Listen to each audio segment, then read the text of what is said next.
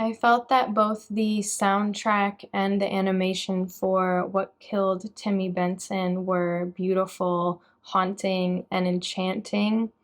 The film started out in this incredibly charming and warm tone and visual style and transitioned to something much darker as Timmy followed this young girl into the woods.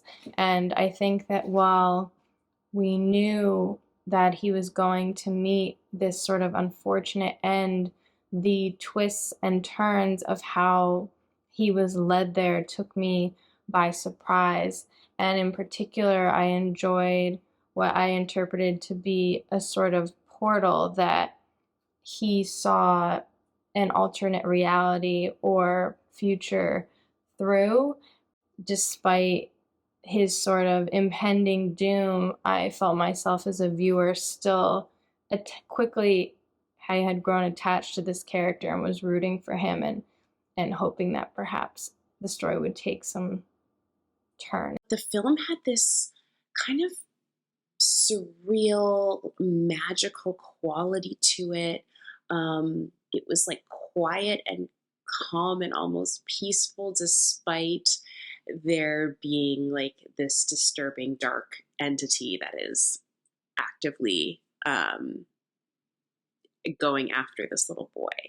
I thought that the sound effects were really well done too, like that when he was tobogganing down the hill to get away from the monster and then sliding across the ice, you could hear it. It was so realistic. Yeah, there was just a really special quality to this film that I wish I could articulate better, but just an absolutely, absolutely wonderful job of telling a dark story in a really beautiful way. And it's unusual to see an animated horror film that really is a horror film, not an attempt at humor in a horror guise. The project is visually striking. The mixture of animation and real photography, the sets all together make a lovely visual display. The animation is incredible, so professional, lots of fabulous texture and realistic elements, such as snow and ice. The faces on the children were cute but ominous, and the face of the monster was so scary and haunted. I love the soundtrack, which moved from minor key to plucky back to gloomy. An absolute brilliant display of artistic sensibility here. The animation was gorgeous. Definitely, I want to say CG, but also felt very stop motion, and it was just a great uh, balance, if you will, of those things. Whether or not it was all CG, I want to believe it was. Um, that's what I found so intriguing, was at certain times not being able to tell, just being captivated by the visuals. It was just remarkable work. They have outstanding image quality for the characters, and their facial expressions and details are outstanding, like hair, fabric, trees, textures, and leaves, and in both full color and monochromatic. The creature was terrifying, and I am just amazed by how brave this character was. It is just outstanding. I totally enjoyed it. First thing I want to talk about is the artwork, or just the animation itself. It felt like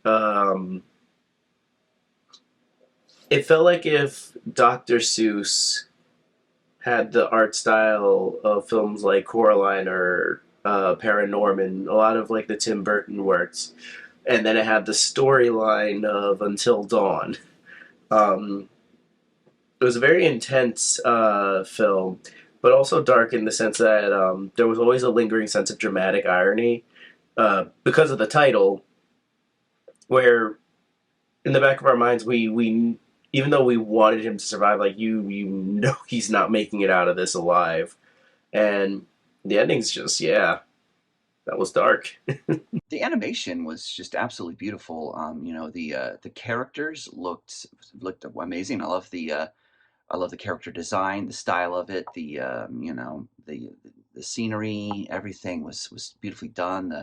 The virtual photography, the editing was just really nicely done. It just had a very distinct style and was extremely consistent throughout. Good score, you know.